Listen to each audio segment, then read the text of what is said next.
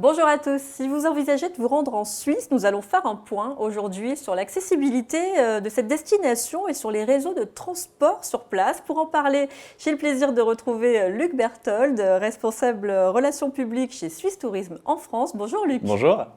Alors il est vrai qu'il est très facile de se rendre en Suisse, notamment depuis la France, puisque ça en fait une destination idéale pour une escapade courte, comme pour un voyage plus long. Et une fois sur place, le pays offre un réseau de transport public particulièrement dense. Pouvez-vous nous en dire un mot ? Avec plaisir. Il faut dire que nous, les Suisses, on adore, on est passionnés de train et de transport public. Donc déjà de venir depuis la France, que ce soit de Paris, de l'Est, du Sud, on peut y aller en train. Et une fois qu'on arrive en Suisse, il y a un réseau de 29 000 km de transport public qui prend le relais. Ah oui, vous êtes très bien organisé. Et puis surtout, c'est très cadencé, on n'attend jamais trop longtemps sa correspondance. Il y a plus de 94% des trains qui sont à l'heure. Donc c'est vrai qu'on a cet amour-là. Les Suisses font en moyenne 2400 km par année. C'est énorme sur un petit territoire. Et puis, c'est très pratique pour les voyageurs. Il y a des Swiss Travel Pass qui permettent de pouvoir prendre les transports publics de manière illimitée. Et puis, on a une expérience à part qui sont nos trains panoramiques, qui sont vraiment emblématiques, des wagons avec des grandes baies vitrées, parfois le repas servi à bord. Ça permet vraiment de découvrir la Suisse dans la contemplation. Ouais, là, c'est génial. On profite de ces magnifiques paysages suisses tout en voyageant. C'est ça, c'est vraiment la destination finalement a peut-être moins d'importance que le transport. Parfait. Merci beaucoup Luc pour cette introduction. Je vous propose d'en apprendre un petit peu plus justement sur le sujet du transport avec Eleonora Sormani, Market Manager Europe auprès de la compagnie Matterhorn Gotthardbahn. Bonjour Eleonora. Bonjour Alexandra. Alors dites-nous, quelle est la meilleure saison pour voyager avec le Glacier Express ? Bon, ça c'est une belle question. Alors en fait, la saison la plus populaire, c'est notamment l'été à cause tout le monde a ses vacances, il fait beau, il fait chaud. Dans les derniers temps aussi, l'automne a gagné beaucoup en popularité avec les forêts aux couleurs de l'automne et aussi au même temps les sommets enneigés. Mais ma saison préférée, c'est quand même l'hiver parce que faire un voyage en glacier express, donc à traverser les Alpes, où tous les paysages sont blancs et enneigés, c'est vraiment magnifique. Donc ça, c'est mon conseil. Très bien. Alors, il y a beaucoup de lieux magnifiques tout au long du parcours. Vous venez de les évoquer. Quel est votre préféré ?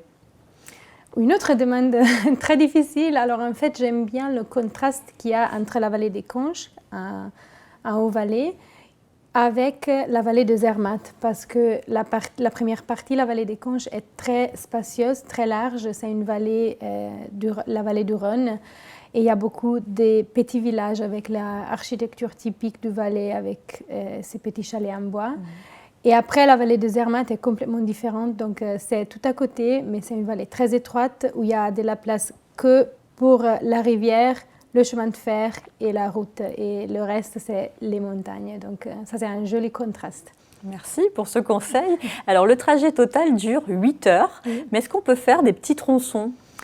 Oui, bien sûr. Si on n'a pas le temps de faire le trajet en entier, le trajet entier, c'est, comme tu as dit, 8 heures. Donc, c'est une expérience unique.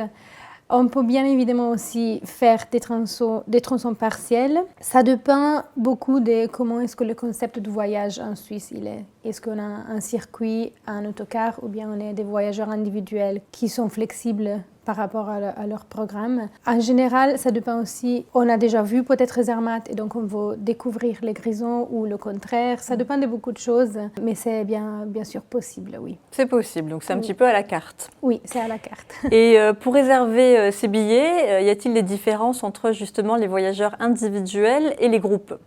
Oui, alors il y a une grande différence. Alors les voyageurs individuels sont un peu plus flexibles. Par contre, les groupes doivent forcément réserver auprès de notre rail service qui est disponible tous les jours.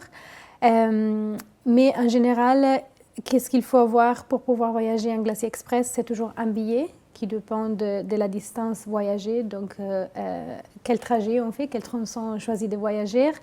Et aussi une réservation de place qui est obligatoire. Donc, il faut toujours réserver sa place. On ne peut pas voyager en Glacier Express seulement avec le ticket. Oui. D'accord. Et qu'en est-il de l'offre gastronomique à bord ? Alors, ça, c'est aussi la chose la plus particulière du Glacier Express, c'est qu'il n'y a pas un wagon-restaurant. mais tous les repas sont servis à sa propre place. Donc les clients, le voyageur ne doit jamais quitter sa place pour aller bouger dans l'autre bout du train, mais il reste assis, il profite du paysage, il regarde dehors. Et à sa place, on lui sert son repas qu'il a booké. En général, nous disons toujours qu'il faut réserver à l'avance. Donc pour les groupes, c'est obligatoire de réserver au moins 10 jours avant le départ. Pour les individuels, c'est conseillé pour des raisons d'organisation et pour des raisons de logistique à bord. La cuisine, elle est très petite et tous les repas sont fraîchement préparés à bord. Donc, pour mieux organiser ça et optimiser le travail aussi de notre service, personnel de service, c'est mieux de réserver à l'avance. Mais il y a un très bel choix. On peut manger à la carte, on peut manger un plat du jour, on peut manger un menu à 2-3 plats. Il y a vraiment beaucoup des options. Oui. Merci beaucoup, Eleonora, pour toutes ces précisions. Merci à vous. Et vous disposez à présent de toutes les informations nécessaires pour organiser votre voyage à bord du Glacier Express.